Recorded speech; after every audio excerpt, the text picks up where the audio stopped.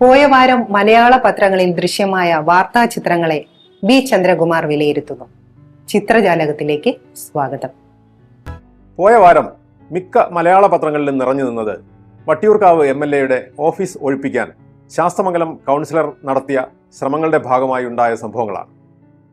അതിൽ മനോരമയിൽ വന്ന ഫോട്ടോയിലാണ് യഥാർത്ഥ അവസ്ഥ വ്യക്തമായി കാണാൻ സാധിക്കുന്നത്.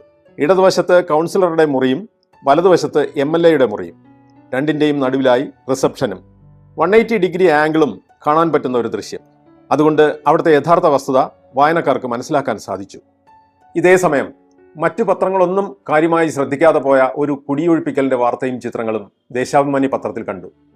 കർണാടകയിലെ കോൺഗ്രസ് സർക്കാർ ഒറ്റ ദിവസം കൊണ്ട് 200 കുടുംബങ്ങളെ കുടിയൊഴിപ്പിച്ച സംഭവമാണത്. അതിൽ ഫോട്ടോഗ്രാഫർ സുമേഷ് കോടിയത്ത് പകർത്തിയ ഒരു ചിത്രവും അതിൻ്റെ തലക്കെട്ടും ഹൃദയസ്പർശിയായി തോന്നി.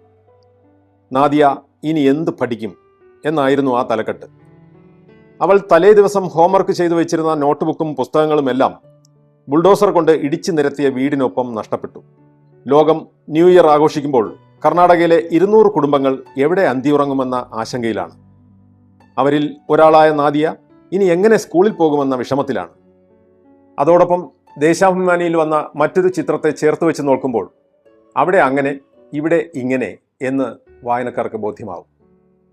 വീടില്ലാത്ത മത്സ്യത്തൊഴിലാളികൾക്ക് പുനർഗേഹം പദ്ധതി പ്രകാരം കേരള സർക്കാർ മുട്ടത്തറയിൽ നിർമ്മിച്ചു നൽകിയ ഫ്ളാറ്റുകളിൽ താമസിക്കുന്നവരുടെ ആദ്യ ക്രിസ്മസ് ആഘോഷത്തിന്റെ ചിത്രമായിരുന്നു അത്. വയനാട് മണ്ണിടിച്ചിൽ ദുരന്തത്തിൽ വീട് നഷ്ടപ്പെട്ടവർക്കായി കേരള സർക്കാർ നടപ്പാക്കുന്ന പുനരധിവാസം പദ്ധതിയിലെ 200ാമത്തെ വീടിന്റെ വാർപ്പ് നാളെ എന്ന വാർത്തയ്ക്കൊപ്പം വന്ന ഒരു ചിത്രവും ദേശാഭിമാനിയിൽ കണ്ടു. കേരളം എങ്ങനെയൊക്കെ വ്യത്യസ്തമാകുന്നു എന്ന് ബോധ്യപ്പെടുത്തുന്ന ഒരു ചിത്രം മലയാള മനോരമയുടെ 1-ാം പേജിൽ കണ്ടു. ഹൃദയം മാറ്റിവെക്കൽ ശസ്ത്രക്രിയ നടത്തിയ ഇന്ത്യയിലെ ആദ്യ സർക്കാർ ജില്ലാ ആശുപത്രിയായി എറണാകുളം ജനറൽ ആശുപത്രി ചരിത്രം കുറിച്ച വാർത്തയ്ക്കൊപ്പം വന്ന ചിത്രമായിരുന്നു അത്. നേപ്പാൾക്കാരി പെൺകുട്ടിക്ക് മാറ്റിവെക്കാൻ വേണ്ടി കൊല്ലംകാരനായ ഷിബുവിൻ്റെ ഹൃദയവുമായി പോകുന്ന ഡോക്ടർമാരുടെ ചിത്രമായിരുന്നു അത്. കേരളത്തിൻ്റെ ഹൃദയമേ മിടിക്കുക നേപ്പാളിൽ എന്നാണ് മനോരമ ആ വാർത്തയ്ക്ക് നൽകിയ തലക്കെട്ട്. എറണാകുളത്തെ സ്വകാര്യ സ്കൂൾ അങ്കണത്തിൽ ആനയെ കൊണ്ടുവന്നതും ആനപ്പുറത്ത് കുട്ടികൾ കയറി കളിക്കുന്നതുമായ ഒരു ഫോട്ടോ കേരള കൗമുദിയിൽ കണ്ടു. വാർത്ത എന്തു തന്നെയായാലും അത് കൈവിട്ട കളിയാണ്. കാരണം ആന എപ്പോൾ എങ്ങനെ പെരുമാറുമെന്ന് ആർക്കും പ്രവചിക്കാനാവില്ല.